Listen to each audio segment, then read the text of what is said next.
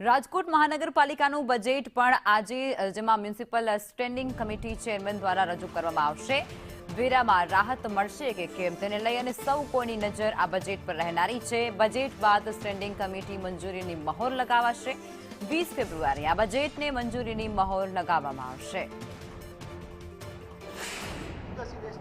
Monitoring ચાલુ કરે કે કોઈ એજન્સીને કામ આપ્યું છે ને એ રોજ હિસાબ આપે છે એમ નહીં, ત્યાંથી કેટલું ક્લિયર કરે છે અને ત્યાંથી કેટલી જગ્યાએ ક્લિયર થાય છે એના રેકોર્ડ સાથે આ કામ થઈ રહ્યું છે। એટલે આપણને એક મહિનામાં જ, એટલે હું આવતા 6 મહિના તો મોડામાં મોડા અમે આખો રાજકોટનો લીગસી વેસ્ટ ઝીરો કરી નાખીશું।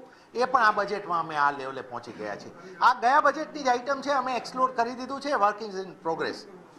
ડ્રાય વેસ્ટ કચરાનું નિકાલ આપણે ત્યાં ગયા વર્ષે પણ આપનો પ્રશ્ન હતો કે આપણું શું કચરાના પ્રોસેસિંગનું શું, તો આજે 3 MRF સેન્ટરની પ્રગતિ અમે ચાલુ કરી નાખી છે કામની, જે અમારા લિવેબલના ટાર્ગેટમાં હતું। એ જ રીતે વેટ વેસ્ટ પ્રોસેસિંગનું અમે 250 ટનનું એ કામ કર્યું છે।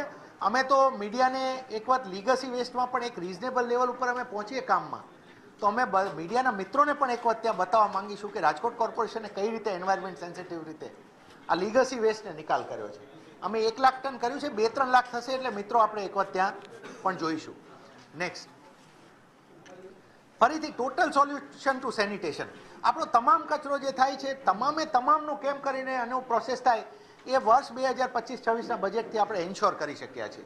મને એવો ખૂબ જ આશા છે કે આ 26-27નું બજેટ પૂર્ણ થાય એ પહેલાં તો આપણે રાજકોટના કચરાનું સંપૂર્ણ સોલ્યુશનમાં આપણે આવીશું।